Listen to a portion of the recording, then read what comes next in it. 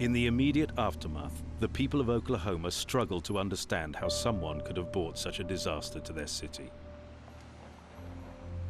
A massive nationwide manhunt was launched, with a cloud of suspicion hanging over those with suspected links to Middle Eastern terrorist networks.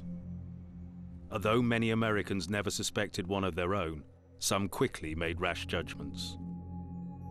Some of the people made comments, you guys better not have done that. You guys better not have done that. You know, I said, you guys, I'm an Oklahoman, I'm an American. The city's small Muslim community went into hiding. Women afraid to wear their headscarves in public, the men forced to defend themselves and their community. For Ahmad Chassi, even he would have to test his faith in those around him when a close friend was identified as a suspect. They start showing shots of him as being accused, and the story folded as his neighbors saw him rushing towards the airport right after the bombing. To the point is actually I started to suspect my own friend. That's how powerful that the media was. A handful, though, were prepared to accept the fact this attack may have been the result of the enemy within. We're chasing people out of the country. We better start looking at the people we have here, because there's some pretty violent people in the United States. I couldn't tell you, 3 months after they arrested him, I couldn't tell you the guy's name. It just didn't matter. It didn't matter then, it doesn't matter now. But that name and images of Timothy James McVeigh would soon be known the world over. McVeigh would initially be arrested within 90 minutes of the bombing. Pulled over for a missing registration plate, he was charged for carrying a loaded concealed weapon. Within days, McVeigh would be identified as the prime suspect. Along with his accomplice, Terry Nichols, McVeigh would plan the bombing, preparing a crude mixture of fertilizer and industrial materials, before packing 2,000 kilograms of the explosive into a rented van. On the morning of April 19, McVeigh would leave the van in front of the Murrah Building, light a series of fuses, and walk away. Receive information regarding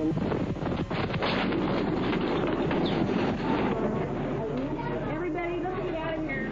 Now. I would have killed him myself with my own bare hands. And I went to the bomb site each day after Julie's death. I had a special closeness by going there, because of course that was the last place that she was alive.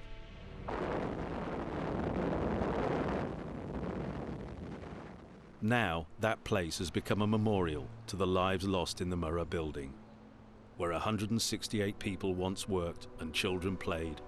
Empty chairs filled a space which in 1995 was consumed by grief. And I remember it was about the last day of January of '96, almost 10 months after the bombing. And I went to the bomb site about 3 in the afternoon. It was a cold day, and my head was splitting from abusing alcohol the night before. And I went to asking myself a whole series of questions. What did I need to do? Do you need convictions, and do you need executions? And struggling with that for about 3 weeks, I finally came to the conclusion that the day we might take Tim McVeigh or Terry Nichols from their cage to kill them would be an act of revenge and hate. And revenge and hate was the very reason that Julie and 167 others are dead in this great city today.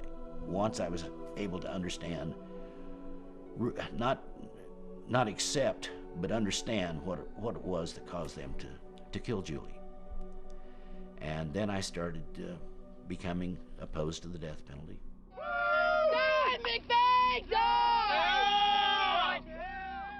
And while others wanted the perpetrators dead, Bud Welch went to see Bill McVeigh, the father of his daughter's killer. No stay of execution for Timothy McVeigh. Okay, thanks. I could see this large man, he's about 6'3", physically stooped in grief. Prosecutor Sean Connolly, who said there was nothing. And he had a deep pain in his eye that I recognized immediately because I was living that same pain. And I knew, in spite of the feelings, the emotions I was living at that moment, where I didn't even want a trial for his son, that someday I needed to go tell that man that I truly cared how he felt and did not blame him or his family for what his son had done.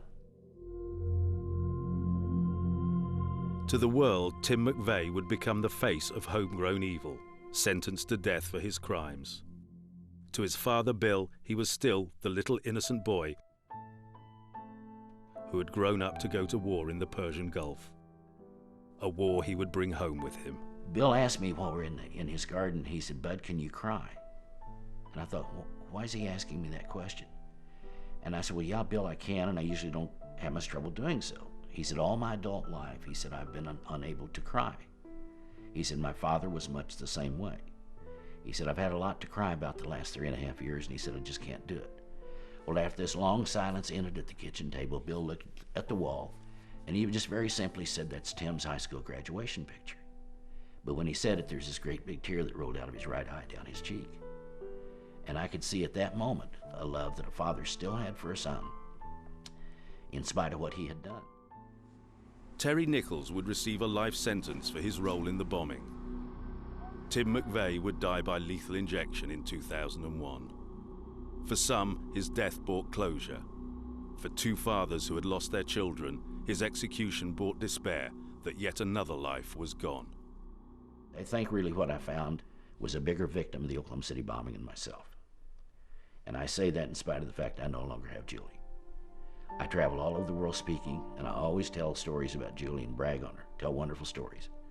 Bill McVeigh can't do that about his son. And Bill McVeigh and I have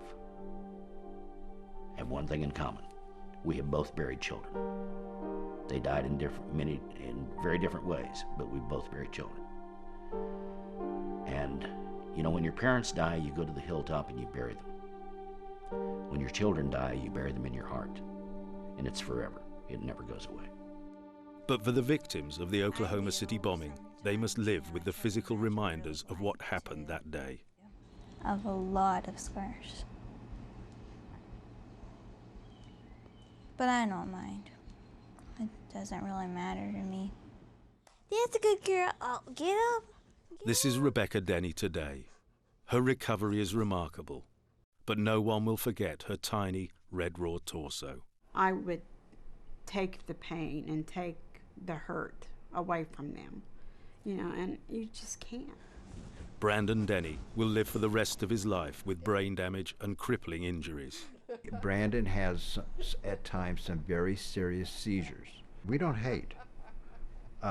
Do we forgive the people that did this? I'm not sure that's even, our faith tells us we should. I'm not sure we do. We don't really have any feeling for them.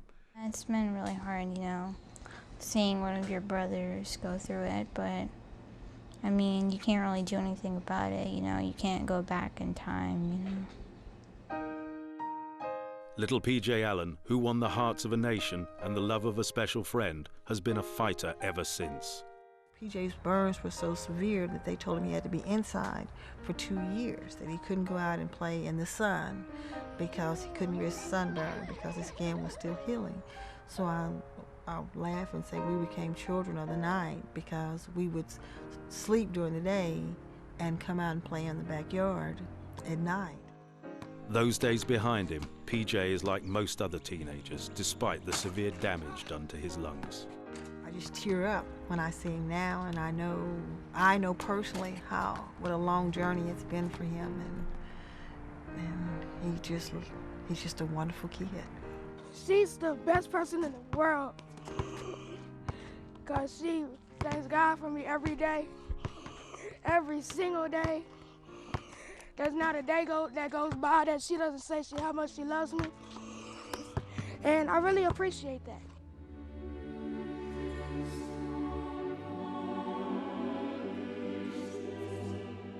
What happened that day in 1995 changed Oklahoma City and its people.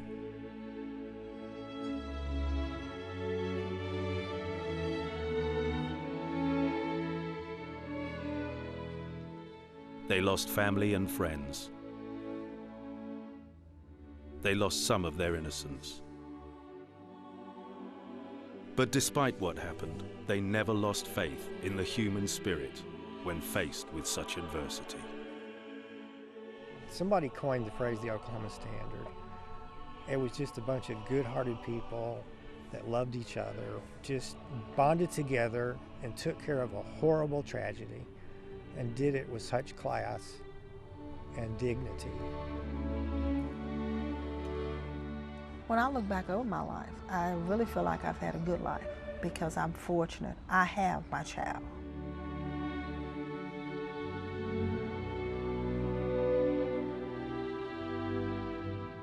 Jim said, you know what? If he never walks or talks again, and if I have to carry him around the whole time, I'll do it. It didn't matter. We had 2 surviving kids.